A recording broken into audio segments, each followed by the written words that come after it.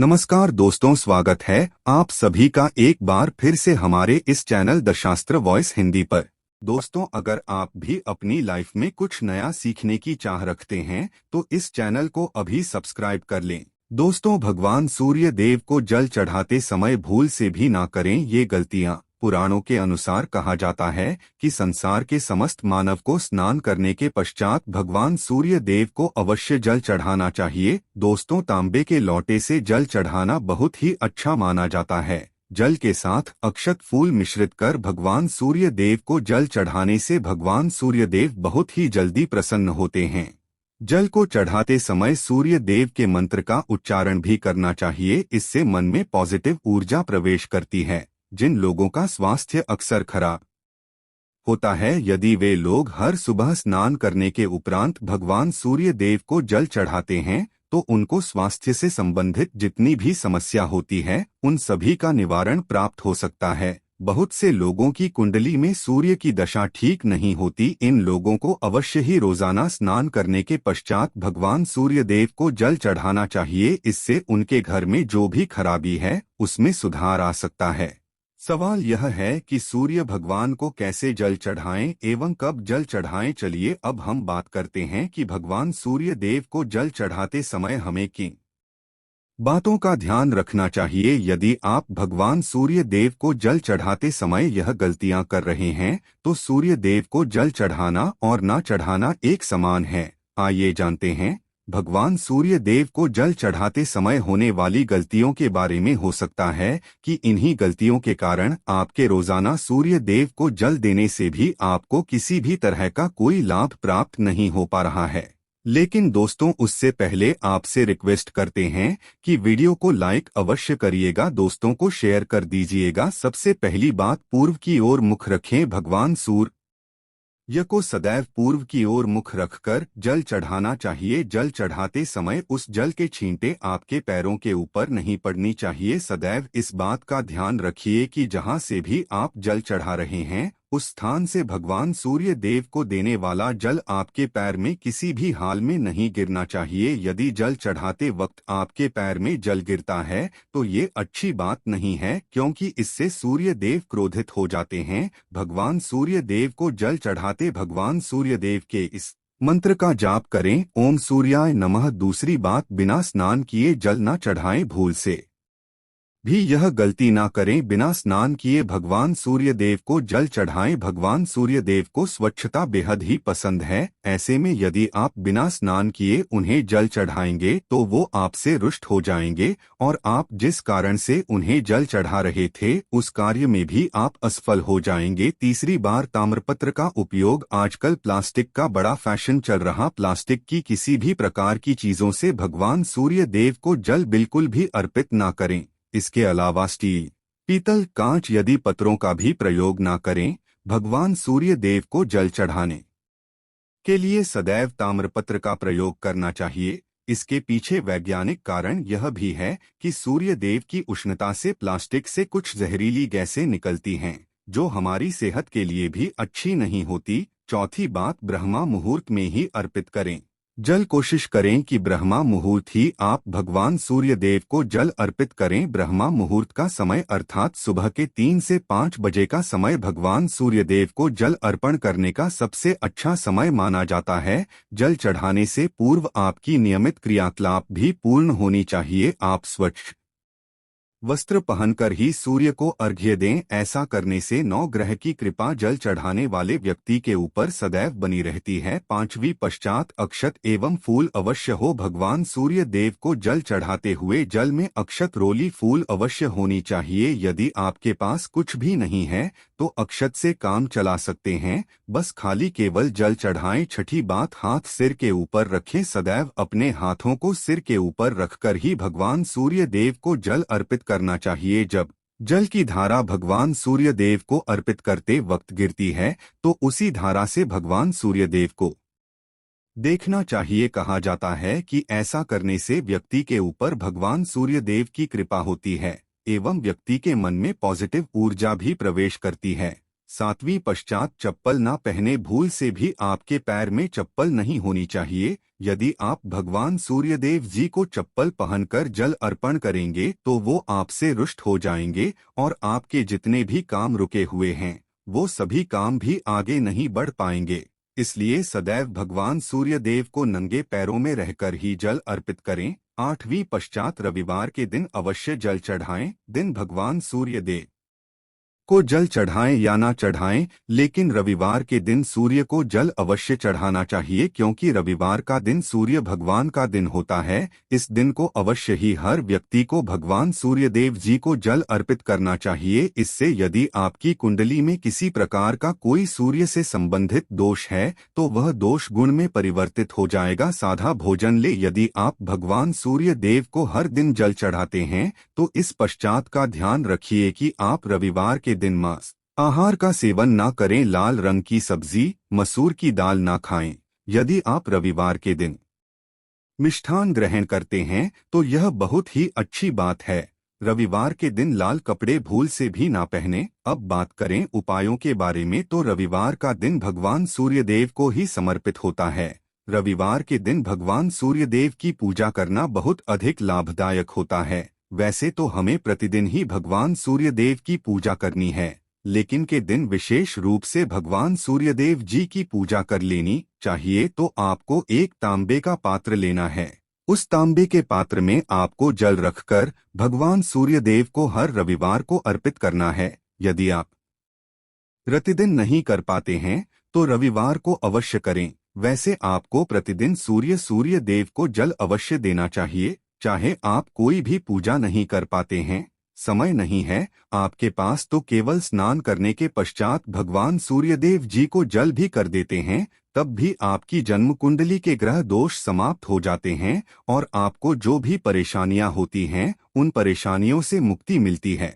जब आप भगवान सूर्य देव को जल अर्पित करते हैं, गायत्री मंत्र का जाप करें। गायत्री मंत्र का जप आप यथासंभव कर सकते हैं। यदि आपके पास समय है तो 108 बार कर लीजिए, नहीं तो जितनी देर आप जल दे रहे हैं वहां पर खड़े होकर भगवान सूर्यदेव के सामने 5 मिनट तक कर लीजिए। इससे बहुत लाभ होता है।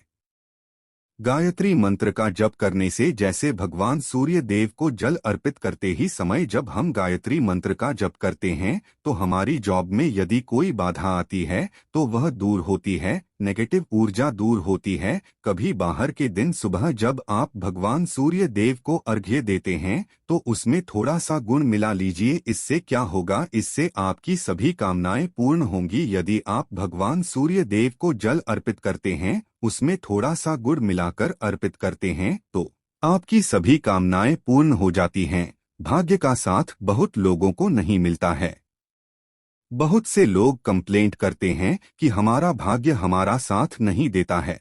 ऐसे में भाग्य का कारक माना गया है, प्रबल कारक माना गया है भगवान सूर्य देव को। तो जब आप भगवान सूर्य देव को सुबह जल देते हैं तो जल देते समय आपको गायत्री मंत्र का जप करना है और उसके अलावा आपको भाग्य का साथ चाहिए तो रविवार के और चावल का दान करना अच्छा माना जाता है। गेहूं का दान भी आप कर सकते हैं। गेहूं और गुड़ का दान करना बहुत श्रेष्ठ माना जाता है और इसको करने से आपके सभी काम बनने लग जाते हैं। यदि आप यह दान करते हैं तो सूर्यदेव की कृपा से आपके जो काम होते हैं, जो रुके हुए हैं, बनने लग जाते हैं। भाग्य का साथ आपको प्राप्त हो जाता है। यदि आपके आत्मविश्वास में कमी आ गई है, पराक्रम में कम ही आ गई है और आत्मविश्वास आपका होता जा रहा है, तो ऐसे में आपको चाहिए कि रविवार के दिन अपने माथे पर लाल चंदन का तिलक लगाएं। लाल चंदन जल में डालकर भगवान सूर्यदेव को अर्घ्य दे दीजिए और अपने माथे पर भी आपको लाल चंदन का तिलक लगाना है। जब आप जल देते हैं भगवान सूर्य देव को, तब आप उसमें लाल चंदन डालेंगे। जब सूर्य देव को जल अर्पित करते हैं तो उसके पश्चात उस तांबे के पात्र में थोड़ा सा जो लाल चंदन है वो किनारे पर लगा होता है। जब हम कोई भी डालकर अर्पित करते हैं तो किनारे पर थोड़ा सा लग ही जाता है। उस पात्र से ही अनामिका उंगली में आपको लाल चंदन लेना है और इसे अपने तक पर लगाना है। यदि आप यह प्रतिदिन करते हैं तो निश्चित बहुत शीघ्र आपके आकर्षण में वृद्धि होती है। आपके सभी काम बनने लग जाते हैं। आप यदि व्यापार करते हैं तो आप जिनसे भी डीलिंग करते हैं, जिनसे भी आपका व्यापार है, जिनसे भी आपका व्यापारिक रिश्ता है, बहुत मजबूत स्थिति में है। आपके मान सम्मान के साथ आपके आत्मविश्वास में भी वृद्धि होती है। सूर्यदेव की कृपा पाना चाहते हैं तो लाल मसूर की दाल किसी ब्राह्मण को रविवार के दिन दान कीजिए। यदि आप किसी ब्राह्मण को लाल मसूर की दाल दान करते हैं तो इससे आपके जन्म कुंडली के ग्रह दोष दूर होते हैं। यह आप 7 रविवार कर लीजिए जैसे कि आप दान करते हैं। अब जैसे इस रविवार से अपने शुरू किया तो 7 रविवार लगातार कर देंगे तो आपको बहुत शीघ्र हो जाता है, ग्रह दोषों से मुक्ति मिल जाती है।